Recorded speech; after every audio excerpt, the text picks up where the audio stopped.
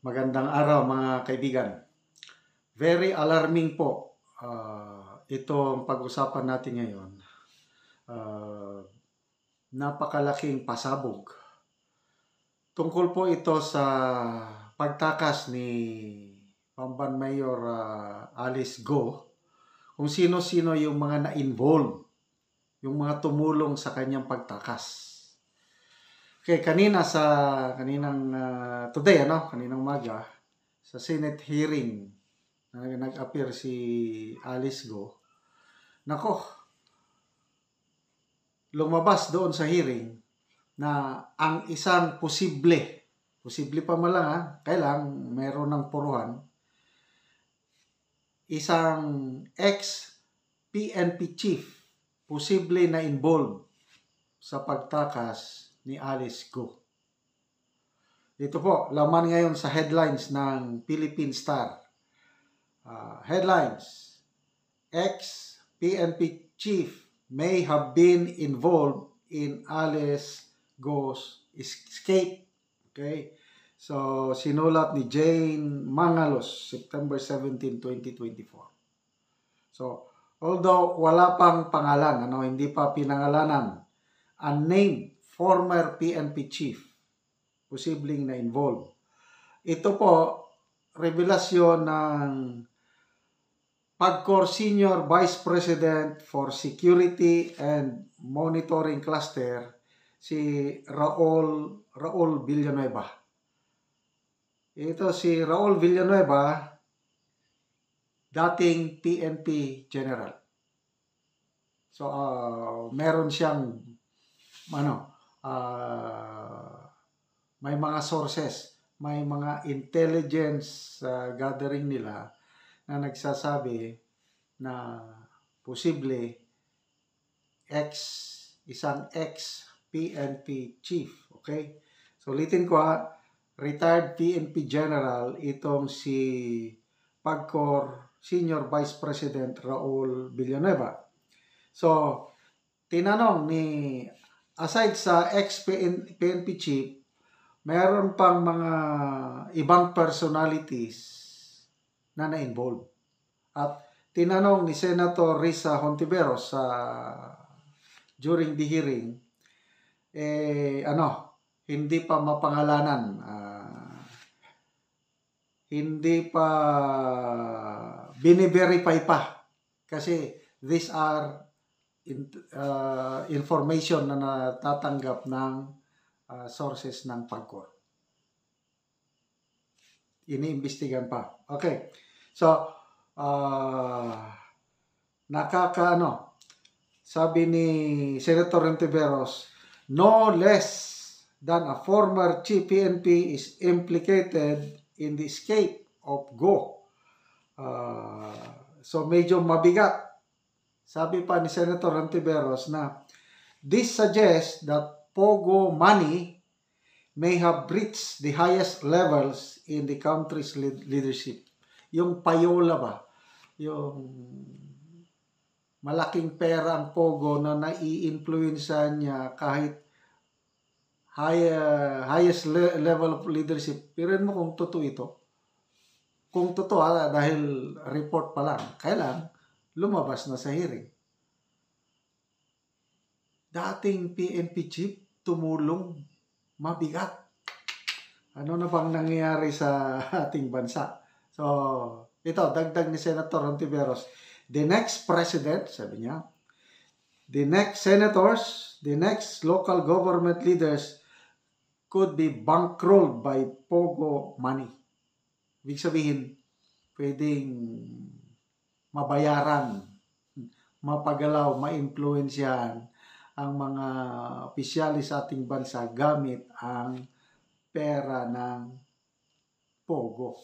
So, matindi, no? So, nandun din sa hearing si Senator Bato. Umalma si Senator Bato. Dahil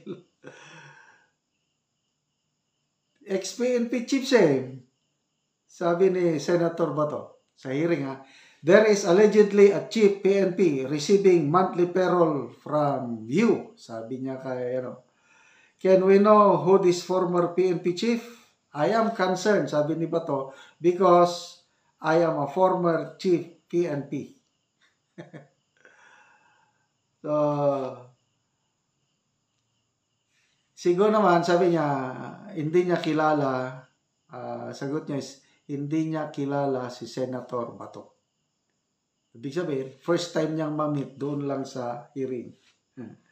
So, kasi malala nyo, itong si Alice Go, marami siyang marami siyang mga picture, selfie. So, kanino siya nakipag-selfie? Isa na po ang Pangulong Marcos ngayon. Nung panahon pa siguro ng kampanyan, yun. May selfie siya with BBM. So, ito si Senator Bato, may selfie ba tayo? Mabuti na lang, sabi ni Go na wala naman. Kahit selfie, may selfie ka sa akin? Wala po, sabi ni Go. So, lusot si Senator Bato. Okay? So, si Senior Vice President Villanueva sumagot, sabi niya, I am sure you're not the one. So, ligtas na si General Bato. Hindi siya. Kasi I am sure, sabi ni Pagcor Vice President Villanueva. So, sino? Yan ang tanong. Kung totoo, sino kaya itong ex-PNP chief? Grabe. So, ano ba? Speaking of selfie, di ba, grabing batikos ng mga netizens yung nung nahuli na si Alice Go sa Indonesia, pinuntahan ni Secretary Abalos at General Marvel. Nako, grabe yung mga selfie. Parang magkakaibigan talaga. Grabing mga smile. Parang hindi nahuli na Happy si Alice Go na nakipag-selfie sa PNP chief at secretary ng DILG. So yun. Nabatikos ngayon na kaya mahirap pala yung mag-selfie-selfie dahil baka magbumirang. Okay? So, I don't know kung saan mapupunta itong hearing na ito with Alice Go. Baka dumating ang panahon na may ibubulgar siya na very alarming na naman.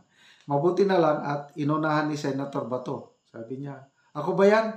Kasi baka mamaya may script na babasahin. Tapos ako na ang PNP chief, ex-PNP chief na tumanggap o ng payola o tumulong. So, ito, marami akong nababasang comments na baka darating panahon, pag nabuo ang script, kung sino ang tatanungin niya si Alice Go, sino ang utak ng Pogo? Nako, maraming pangamba. Ito, pangamba, mga comments, mga subscribers ko. Sinishare nila yung kanilang mga haka-haka o mga duda. Sabi, sir, baka mamaya, mga Duterte na naman yan ang papangalanan na utak ng Pogo. So, alam mo, nagagamit na po sa politika itong Pogo. Although, basically against ako sa Pogo. Kaya, maganda kung totohanan ng administrasyong ito, yung total ban.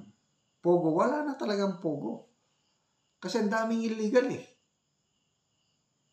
So, sana wala na kung iniba lang ang pangalan.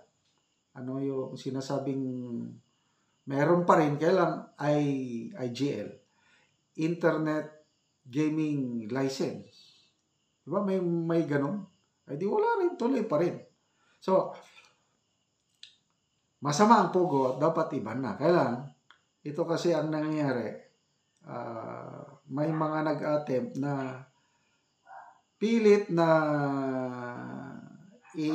iniuugnay, ikinokonek si dating Pangulong Duterte, sino pa, si Senator Bongo, mga Dutertes na parang silang may pakana sa Pogo. So, sana hindi darating yung script na yon na biglang magsabi ang isang resource person na ang utak ng Pogo ay mga Duterte. Iba na yon. So, good luck po sa Senate hearing na ito. Sana in aid of legislation man ka, sana makagawa kayo ng batas para mawala ng tuluyan itong mga illegal activities, illegal gambling, at hindi gagamitin lang sa politika ito. So, sana matapos na yung investigasyon kasi iniimbestigan kung aside sa ex-PNP chief, meron pa daw mga ibang pangalan na iniimbestigan kung sino-sino yung tumulong kay Alice Go. So, yun lang po ang ating balita ngayon.